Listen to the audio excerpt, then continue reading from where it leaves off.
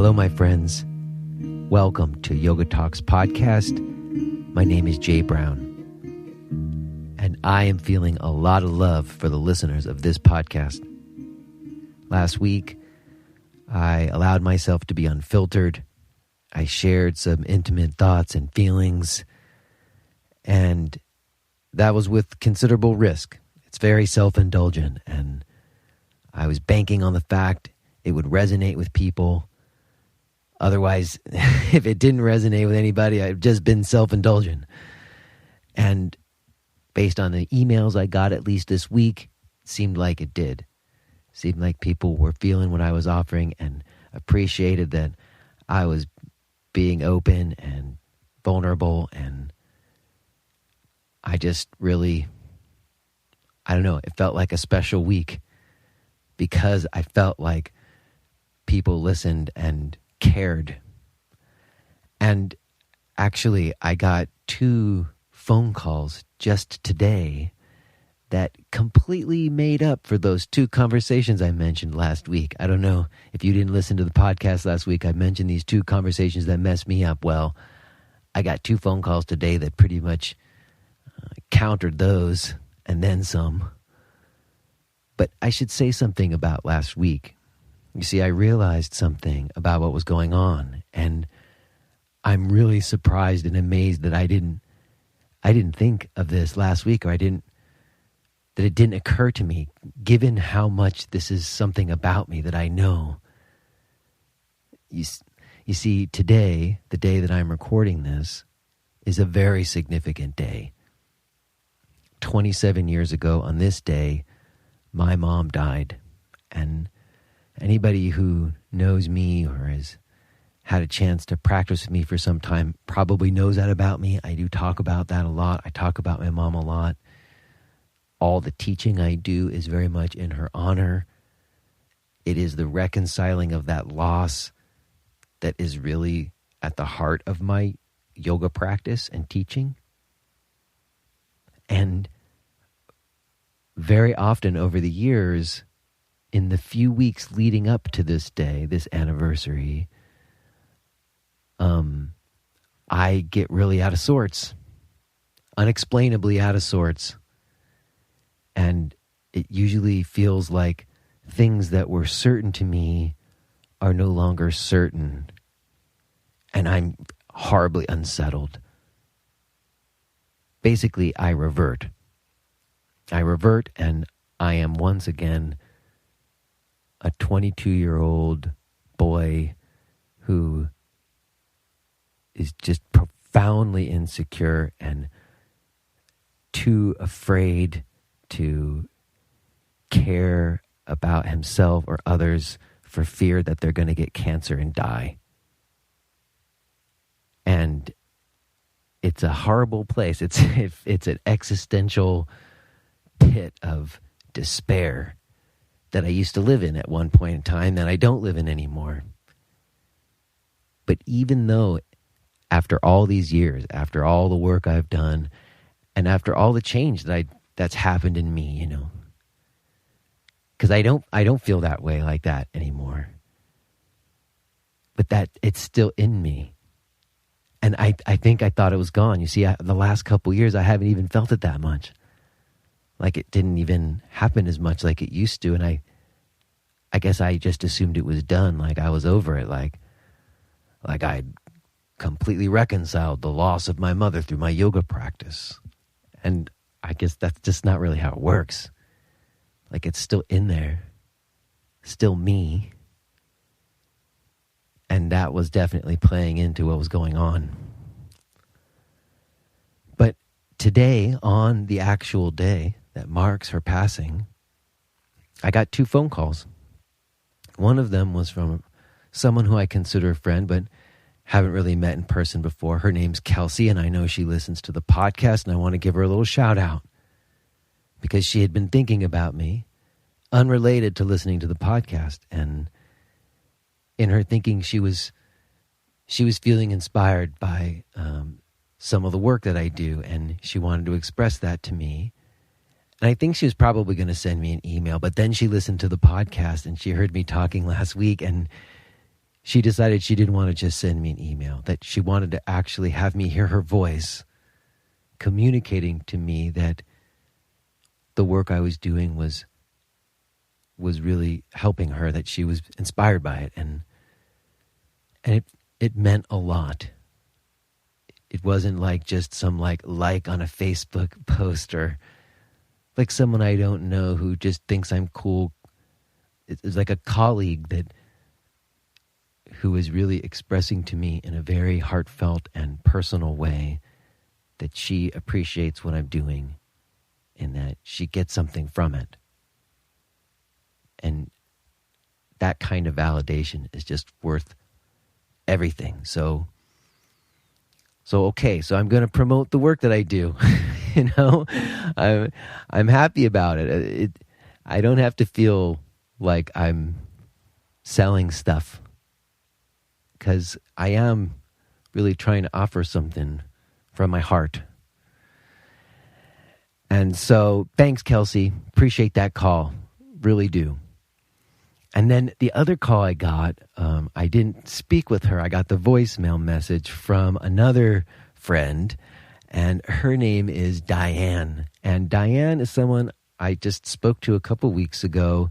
She purchased my online course, and she was having trouble logging in.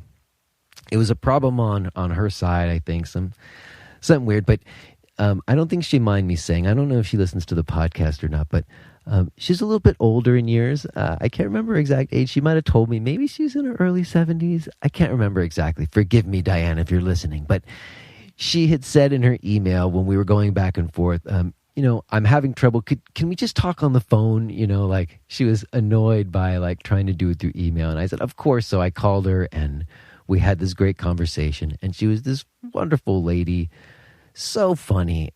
She had a lot of pain, though. I mean, I don't want to make light of it, but she was so hysterical about her pain, joking about laying on her back with a bottle of vodka, and she just cracked me up. And we had a lovely conversation. And we managed to finally get her logged in. I gave her the tech support. And anybody listening who's doing the course, if there's any questions about anything or you have any tech support issues, just contact me. I'm happy to help out with stuff.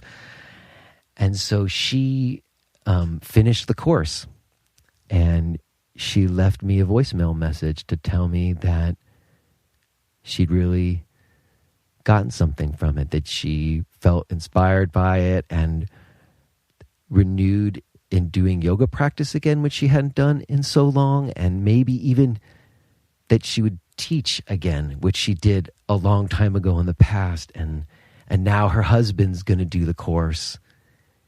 And she was calling to tell me. And it just, the combination of those two phone calls, it just felt like my mom was speaking to me today on this day of all days. And I felt loved, and I felt nurtured, and I felt like I got everything that I needed on this day. Not everything I'm hoping for the future, but everything that I needed on this day, I got. And if you're listening to this and you get to have a day like that, where just like it happened in the right way and you got everything you needed and you got to feel like life was worthwhile, then please, let's cherish it. Let's cherish those days, because they're worth everything. And I feel like those of you who were listening last week, I feel like you might have had something to do with it. Maybe that's really new agey and I don't normally go there, but I feel like I put it out there and people listened and they cared, and that was in the ether and that contributed. So, gosh, thank you. Thank you. And, really appreciate it. So, what else? Today, we're going to talk to my friend Jared Hirsch. Jared's somebody I know from the past. Another person who I know who I've never actually met, and we kind of were learning about each other some in this conversation. And some nostalgia. Again, we we were both very punky guys in our early years, and we knew each other back then. And it was great to reconnect with him so many years later. We have a mutual teacher in Mark Whitwell. We talk about him quite a bit. And Mark is coming on the podcast next week. And I had recorded this with Jared some time before, and it just felt like a cool idea to listen to this one with Jared first as a precursor to my talk with Mark next week. I think it goes nicely like that. I should say something about this one podcast. You know, we talk about this at the end, me and Jared, that Jared's not exactly totally hip to all the new technologies. So when we were supposed to have this podcast, he didn't even have like a Skype account. So we ended up recording with an alternative mode, and there was like some technical difficulties. But we did manage to get it pieced back together, and I think it's fine. There are some clunky moments maybe here or there, and I've been pretty good about trying to put out podcasts with as high quality as I can. I just feel like I want to mention it. There's a little bit, it happens at the very, very end. It's a little bit weird, but I think you get the conversation just fine. And I do think it's a really good conversation, especially for anybody who's interested or aligned with the TKV Desikachar tradition. Jared's also studied with a guy named Gary Kraftsau, who I've never studied with except for one workshop, and he's a really important teacher, I think. And it was a good conversation for me, just in terms of, you know, there's so much talk these days about authentic yoga, like what makes it authentic, and are we being true to a lineage, or how much adaptation or changing that teachers do is not remaining true to what their teachers taught, and stuff like that. And it was just good to hear him compare and contrast his experiences and share them with us. He also shares some really, I think, engaging, interesting personal stuff about his trajectory and his own illness. He's had ulcerative colitis, which he's now cured of. And so he talks about that with us. And yeah, it's a good conversation. So I'm happy for you to listen to it. Again, thank you just for listening and for putting out your positive sentiments to me. I'm just so grateful. And I hope everybody who's been doing the course is enjoying it. And again, if you have any questions about it, please reach out to me. Cool. I think that's good. Let's go ahead and listen to me and Jared. All right, man. How you doing today? I'm doing pretty good. Just, kind of in a little bit of a holiday vortex, but, could be a lot worse. Right. I know. Yeah. It's a swirl. You've just got one child, right? I do, yeah. So he's very excited. It's kind of cool to feel his excitement, his enthusiasm's coming through. So it's pretty cool. All right. Yeah, it'd be an energy. Well, I'm glad to get a chance to talk to you. We've known each other for such a long time, but we don't really know each other that well. True. That's true. And, what's the most interesting thing, I was getting ready to talk to you. I was like thinking about you, and the thing that stands out the most to me is that, like, my first memory of you is that video that you and I were both in with Mark. Yep. Right? Yeah. And in that, I don't know what you remember of that video shoot. But like, I have this like story that I tell about it, and I don't know how much I've fictionalized it, like how much of it's in my mind. So maybe you can like fact check me.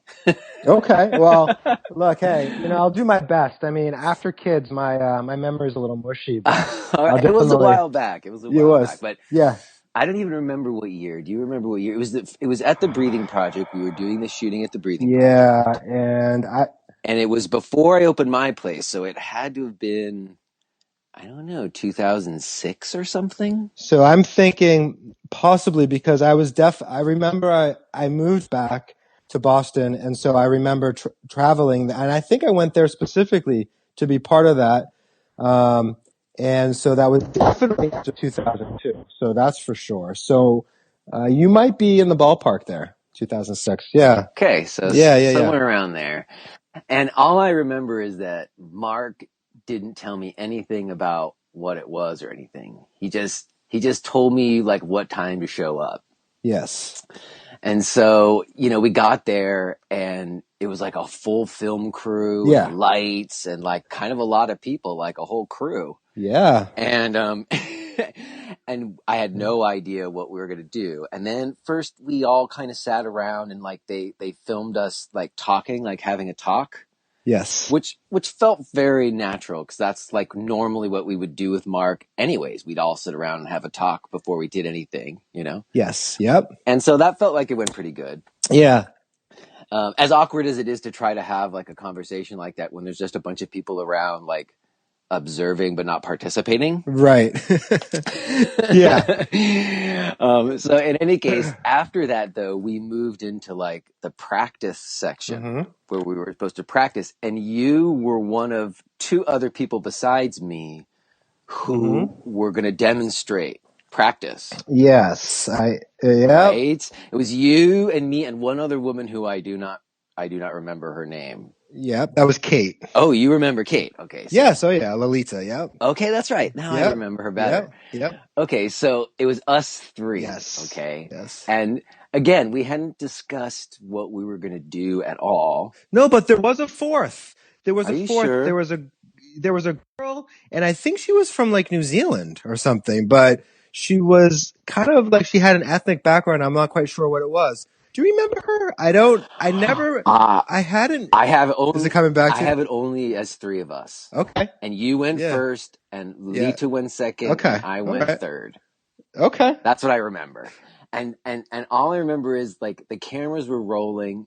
We had no clue about what we were supposed to do before the cameras were rolling. Yeah. So it felt like very improvised. Yeah. And then all of a sudden Mark turns to the camera and he says, "Now, each one of these people are going to demonstrate some of their personal practice."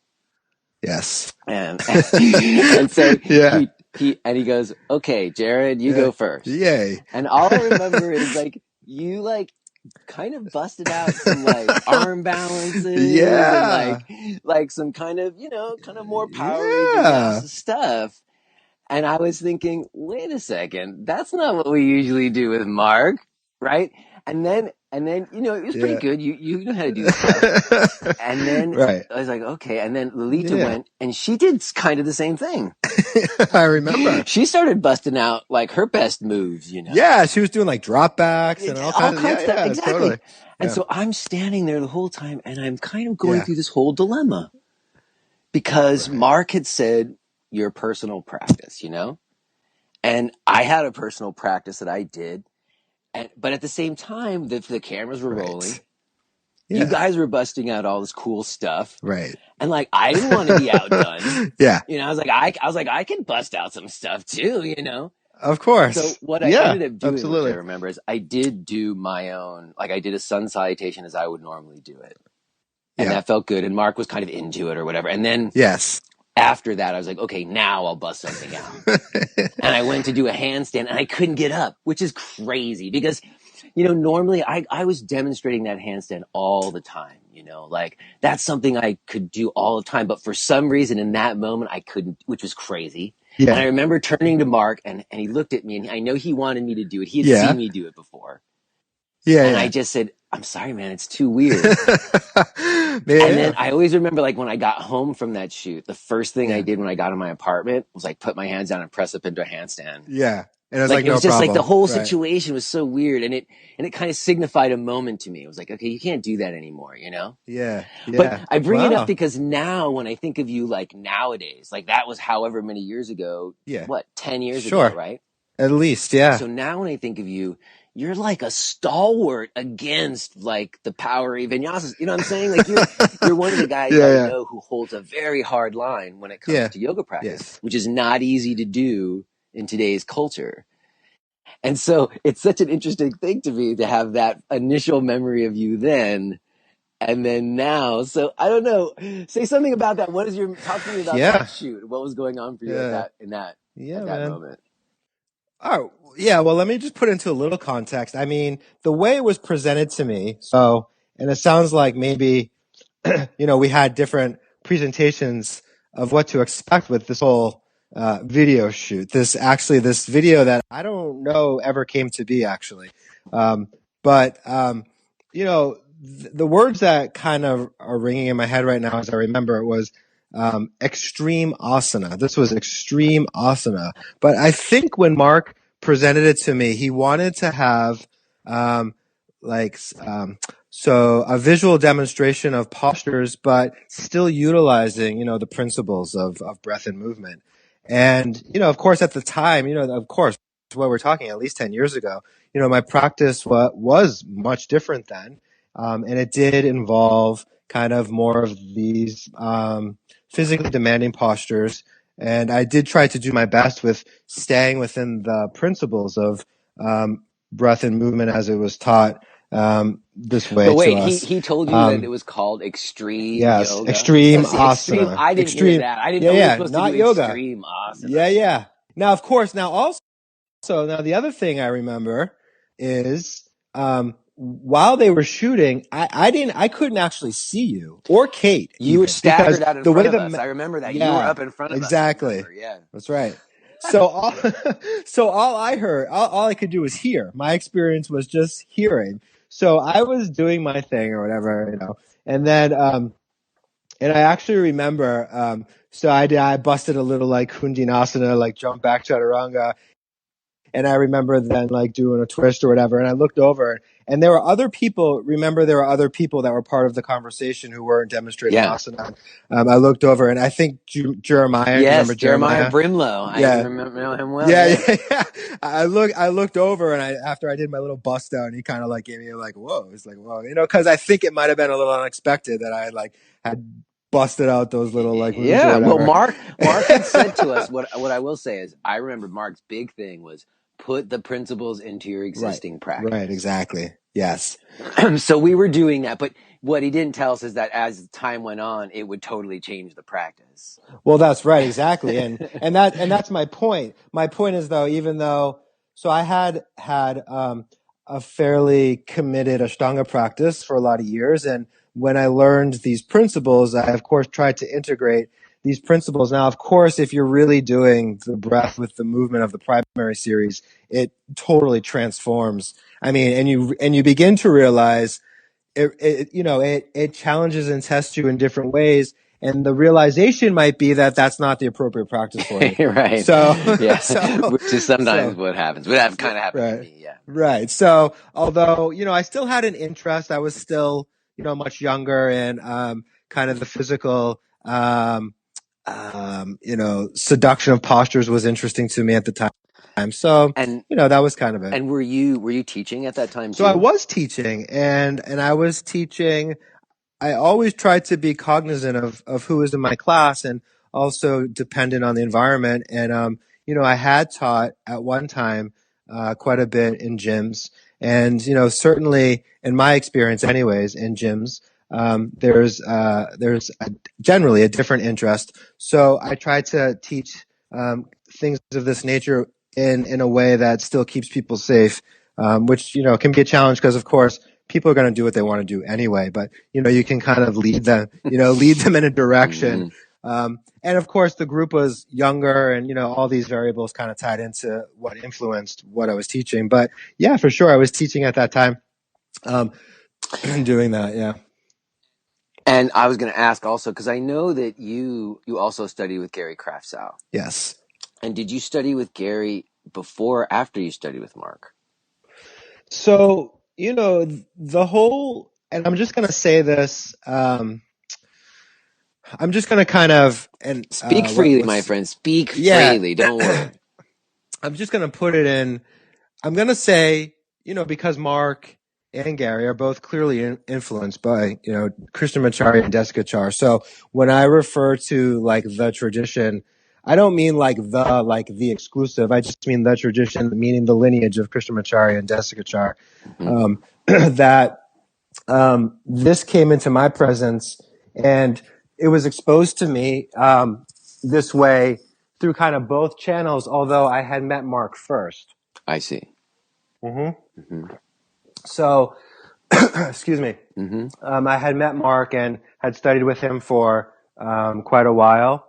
And I had been exposed to I've been exposed to Gary mostly through his books, and then I'd taken a workshop or two here and there, but it hasn't been really until the last several years that I've kind of expressed a deeper interest in studying with him more personally. So it kind of came as that's kind of been my path. That's been the transition for me in relation to how the teachings have evolved, and for me, it's actually it's interesting.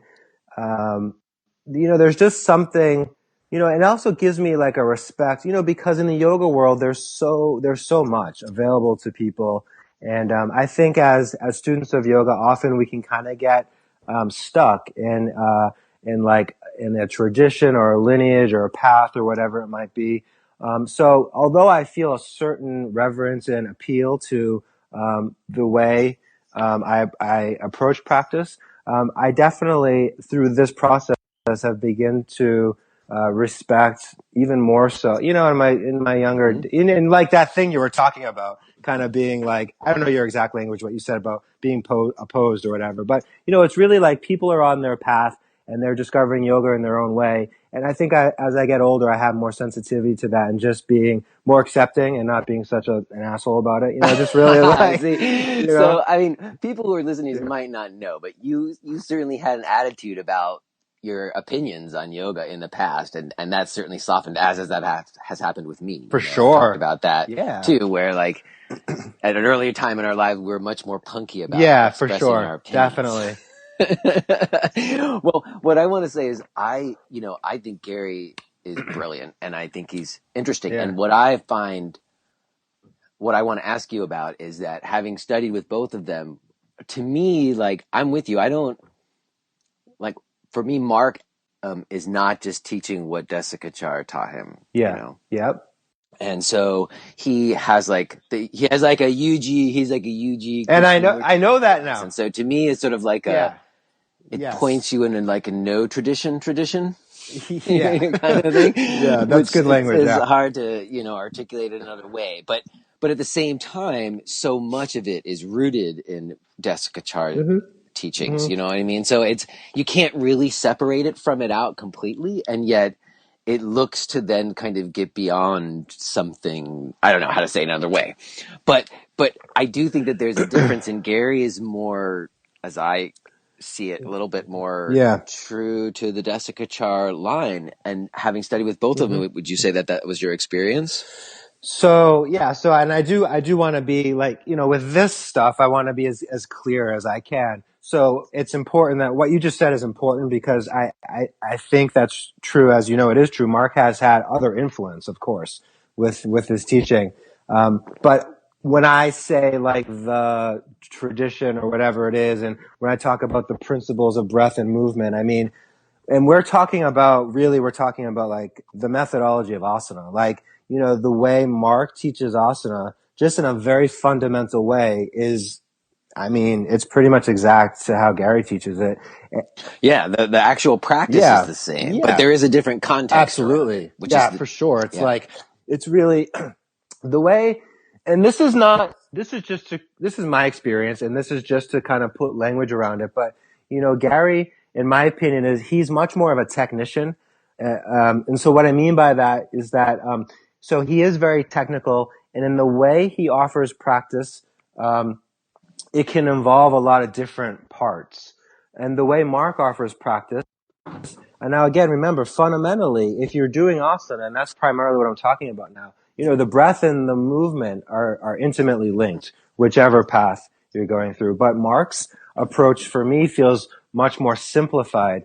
And so they're both good, but they both offer something just very different. And and I have found over the years of studying what's interesting, actually, full disclosure, what's interesting for me in studying closely with Gary for the last few years and having known Mark for many, many years, Mark, he kind of gets right to the point of it, and Gary takes many, many, many, many, many steps to get there. So because I've had exposure to both, I can see that clearly. Mark is he's kind of like, this idea of intimacy and relationship is just it's so simplified and evident right from the beginning.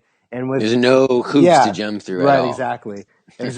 And with Gary, there's many, many, many steps, although those steps provide an important context, and it allows, like many people who have studied with Gary, let's say, for example, may not have had exposure to Mark. So for them, this process is very individualized. So they may not have that kind of distinction. But I can see from having both experiences, kind of like what they're pointing to, it's leading in the same direction. There's just a different path. So it's both, great to me. Yeah, no, it feels a little bit like music. Yeah. Like, I don't know if you play music at all, but I'm like a self-taught bass player.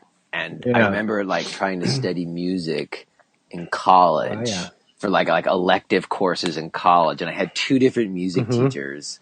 And one of the teachers like would break out this Samandal book, which is like this very classic textbook where you have to like play to a metronome, like old school, learn how to play the bass. And I was so that wasn't my jam, I guess I wanted to jam. Yeah. So I had another teacher, and when he kind of got to know me, he said, okay, well, why don't you just write something and bring it in? Yeah. And so like I came in with like a pedal, and like I wrote this whole like thing, and then we broke it down, and he taught me what technique was in there, So it was sort of like just two different approaches to kind of getting to music. And I mean, you could, on some level, I very much admire the other way, because I've never been a bass player who could play technically in that way. I've always been a feel player. And so it's not like one's better than the other, but I can see how, different, as you said, asana methodologies. That's right. Ultimately. Well, that's the thing. And I think that's, the understanding too, underneath it all, is that people have different ways of learning, essentially, so whether they're learning music or whether they're learning yoga. And so I think that's really actually a distinction with this particular tradition, is that's taken into consideration. Well, how is this person going to, some people are right. Some people are more audio. Some people are more visual. Some people, they comprehend things differently. So, overall, the presentation, however, as we're kind of threading this back to, Mark and Gary, the overall presentation, is a little bit different, but I still feel that, underlying link of, what's important actually is, who's in the room, who they're talking to. Yeah. It's about the people. Absolutely. Yeah. Absolutely. Yeah. Well, I think this is definitely something we can, touch back on, because there's an area I want to talk about in terms of like what's happening now. Yeah. And so we can come back to this, but I also want to get to, because another thing that I know from you for a long time was Jahvocado. Jahvocado. Yeah. Because you like had a whole like food thing, or like you were into like chocolate or cacao and avocados. God. And is that still something you do? Because I know Jahvocado isn't like what it was, but tell us what Jahvocado was and how that happened for you. Oh, and wow, and thank you for remembering. Wow, because it's a good point. You started this whole conversation off with a very important point. Like, we've known each other for a lot of years, but we don't really know each other. I mean, we've had some nice exchanges. Yeah, for sure. Like a couple of, so I feel like you're a friend, but it's not like we've ever really had a chance to hang out or anything. Exactly. And I appreciate you just kind of acknowledging that whole, kind of phase of my development, which was I followed it. I was on your mailing list. I saw your stuff throughout that time. So tell us about it. What was Jahvocado? How did that come about? So I'll break it down for you. I mean, here's the thing. So where do we even begin? So first of all, this idea, Jahvocado. So, and just for the listeners, it's spelled. It's not. Although now it could be Java, because I'm a coffee drinker, but it's not Java. It's Jah as in Rastafari, as in J-A-H. So J-A-H are actually my initials. And if you really want the whole story, and maybe I'll just share this with your listeners, because it's just an open dialogue, right? Sure. I went to art school, and I'm actually classically trained as a graphic designer.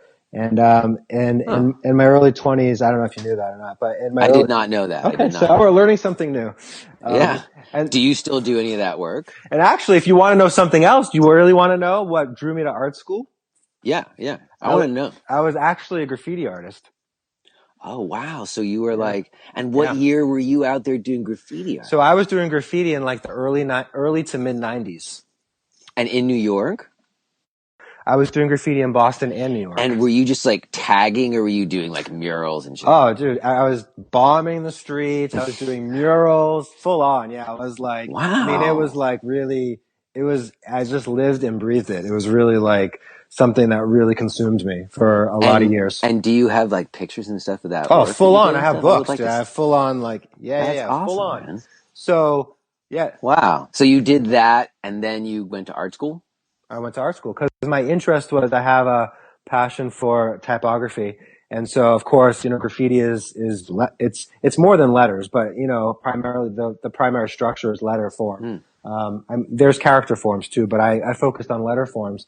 And, I had an interest in the graphic arts, and, the School of Visual Arts, which is on 23rd and, in Lex, they actually had, one of the best design programs in the country. And they also attracted a lot of well-known graffiti artists. So I had an appeal to that. So as a kid in Boston, growing up in Boston, I was really excited about that. So I applied, and I was just very fortunate to get into that school and graduate from there. So I was going to the school, and then I graduated school.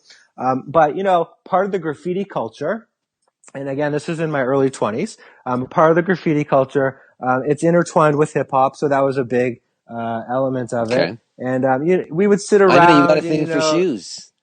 Oh, that's a whole nother dialogue. Yeah.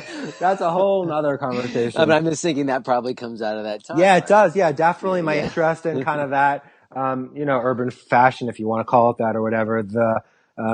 Some people collect records. Some people collect whatever, and I just happen to collect sneakers. But I was definitely inspired by that.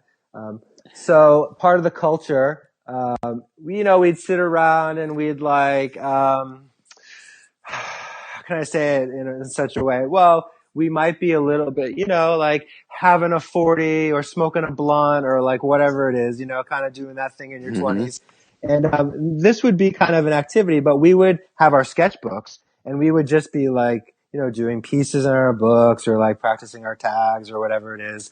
And one day I'm with my crew, because I'll call it, it was my crew, and we were my crew, my graffiti crew. We were sitting in my apartment, and we were just doing kind of some tagging, some piecing in our books. And actually, interesting, a graffiti writer carries a classic black sketchbook. It has one of those black. Do you know the Pearl Art Store? They have these these classic black sketchbooks with these hard covers. But it's not there on Canal anymore, is it? Oh, well, it's been years for me, but you're telling me this. I'm heartbroken. It closed down. Oh, There's no Pearl on Canal anymore. That was the store. That was the spot, man. That's where you go to get all your paint markers and all your supplies. And they had these black sketchbooks, and they actually, and a graffiti writer calls that their Bible. Actually, that's the language. So you're writing in your drawing or doing your doodles in your Bible. And one day I'm just in the apartment, and I'm just messing with new letter forms, and I'm doing my initials, and it's like JAH. And then I'm getting this whole jaw thing going, and I'm like, wow. And it was simultaneous with my my diet is changing now, because not now, but in the story, because I'm doing yoga, although I'm still smoking blunts and drinking 40s. It was a transition. And hey man, those things aren't necessarily exclusive of one another. And then and my diet's changing too, though, and I'm eating avocados for the first time in my life, and I'm just having this like. So why avocados, though? Why is it, of all the healthy foods to eat, you want to know, why was it an avocado? Well, I'm having this Cheech and Chong moment that it's like Jahvocado, and it's like all this stuff. It's like, so like you just felt like, oh, my initials, Jah. How does that lead to avocado, though? I don't understand how we get from Jah to Jahvocado. You're just like stoned, and you like this came into your head. No, because the avocado. So I'll pull it back, because this story has a lot of threads. So clearly, the avocado is specific. It is specific. Okay. So I hadn't had an avocado actually until I was probably like 19 or 20. So when I started eating, I grew up on like whatever. I ate like standard American diet, whatever it was. And you like never went and got Mexican food with some guacamole or something? No, never. Like I grew up, it was never So where'd you grow up? I grew up outside of Boston, but my family's palate was just very bland, and that's basically like what they ate. And you would never see an avocado in the house, never. So there was never. Wow. So the first time you ever try an avocado, you're 19 years old. What does it taste like? It tastes like, it's like, wow, it's got first of all, I'm struck by its texture, because, it's got that creamy kind of like, thing going on. And then I'm with a girl that I'm dating at the time, and she has been eating avocados for a long time in her life. And like most people have an avocado before age 19. Yeah. And I'm watching her expression, and she's really excited about this, that she gets to eat avocado. And I'm not quite sure about her excitement. I'm a little bit like, what's going on over there? Because for me, it's just like, okay, I'm trying this new thing, and like, all right. But she's like really excited about it. And then something clicks for me, and I kind of get her enthusiasm. And I'm like, wow, okay, so there's something different going on here. Now, that's not why, though, it's avocado. Why it's avocado is because then this food for me became very significant. It became, I say it in a way, and it's kind of true. It literally saved my life. So I have ulcerative colitis. Okay. And I've had it for, more than half my life now, since I was 16. So you first started experiencing when you were 16? Yes. And was it diagnosed at that time? Yes, it was diagnosed at that time, and I was literally 2 weeks after I was diagnosed, I was in the hospital for about 3 weeks. And did they attribute that to anything at the time? Like, what did they think was the cause of your ulcerative colitis at 16? It's one of those things. It's one of those diseases where it's just unknown. They just don't know necessarily like where or why. They have some theory about it, but there hasn't been really any specific reason to why you might have that. There's a suspicion that it could be genetic. I mean, you ask different people and you get different answers from it. All I know is that I'm 16 and I'm going through this pretty traumatic experience, and I don't know exactly why it's happening. Your guts are wrenching, literally. Yeah, literally, it's a disaster. So when you have a colitis flare, it's very. If you are hearing this message, then you're listening to the free version of J. Brown Yoga Talks. To hear the rest of our conversation, please subscribe to Podcast Premium at jbrownyoga.com/premium.